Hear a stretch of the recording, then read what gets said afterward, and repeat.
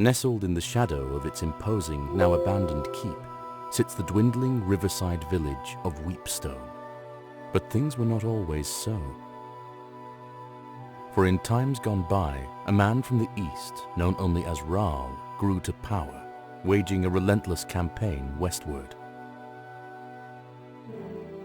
After crossing the mountains into the kingdom of Talesworth, he established his seat of power and constructed a stronghold from which to oversee his lands.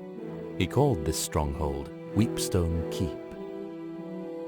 Many wondered what compelled this mysterious and seemingly unstoppable warrior to end his bloody campaign in this place. But the years were good to Weepstone and its people, their harvests unfailingly robust, and their industries the envy of neighbors both near and far. However, Raal would not live forever, and upon his death, his lands passed to his eldest son, Byron, and thus began the troubled times. Long past are the seasons of plenty for Weepstone and its people, whose fields now sit barren, the people forsaken by the good fortunes they once took for granted.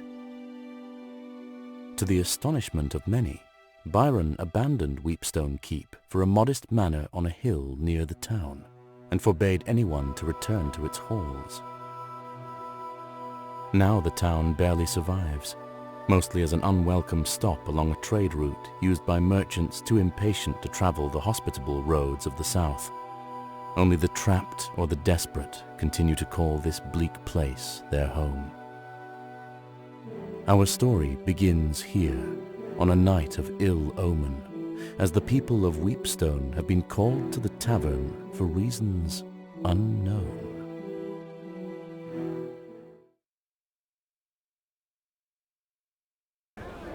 Good people of Weepstone, I've summoned you here to discuss a matter of grave importance.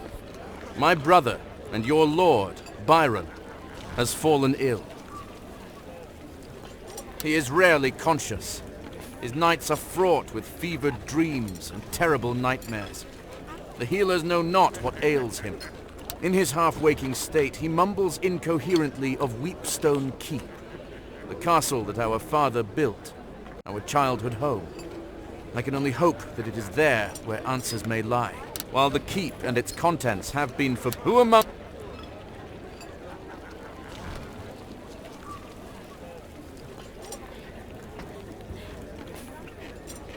It is beyond me to make this choice. This path I'll go. I'm not as young as I once was, but maybe my years at the keep will be of some help. Where you go, I go, my love. You know that.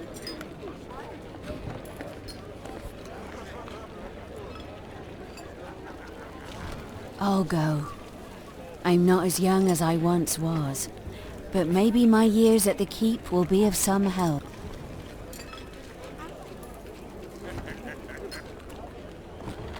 Okay. What's a keep? I said. And so the unlikely party set out for the keep, arriving at the gates just as the evening light began to fade.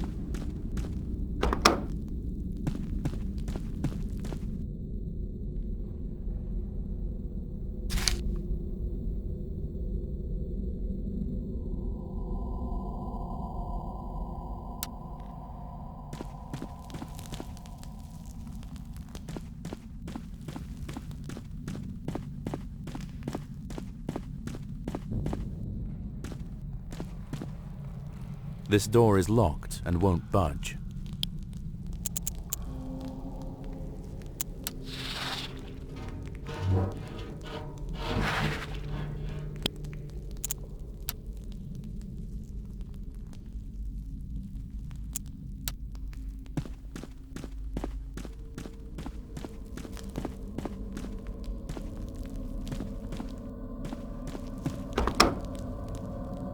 The large forge at the center of this room seems long dormant, but the smell of coke and coal still permeates every inch.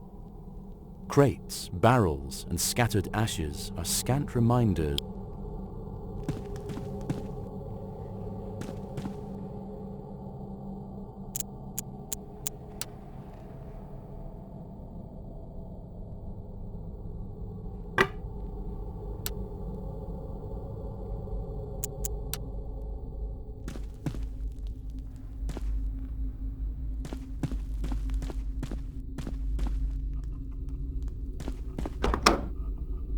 A filthy, disheveled man holding a knife cowers in the corner while eyeing you cautiously.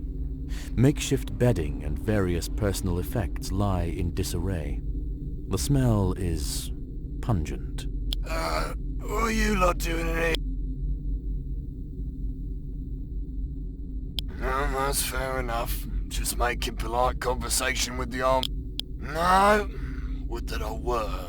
Oh, yeah, you two. No, I would make sure you keep your socks.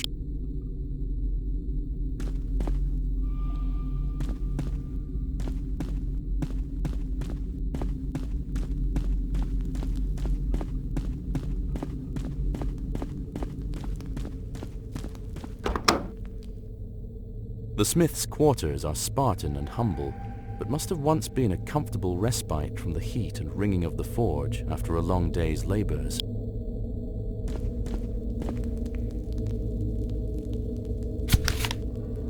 Oh, I'm a daft, blasted idiot. I just can't seem to keep my head on straight anymore these days. One, the forge.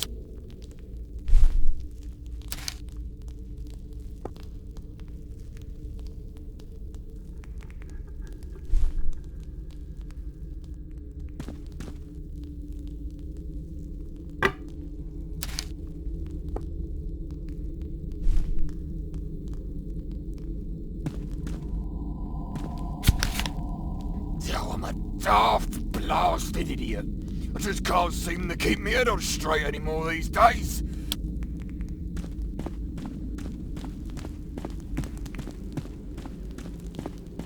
You lean in, lighting the forge with your torch.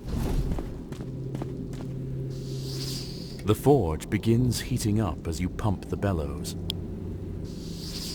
As more air pumps into the forge, you begin feeling some. The forge is as hot as it's going to get.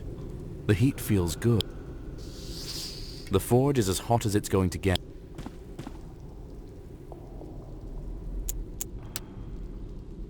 That item doesn't seem to work here.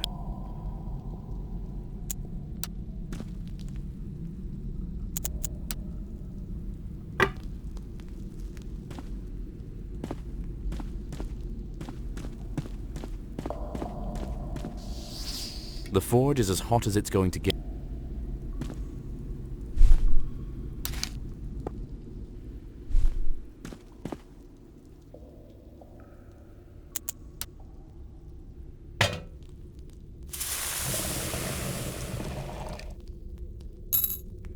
As the ingot begins to melt, the steel slowly oozes into the mold.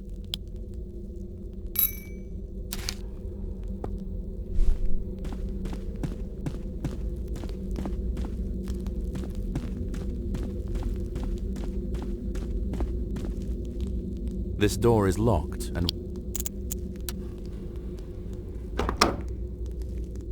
your entrance startles the large, scuttling creature that seems to have been nibbling on what remains of an axe blade.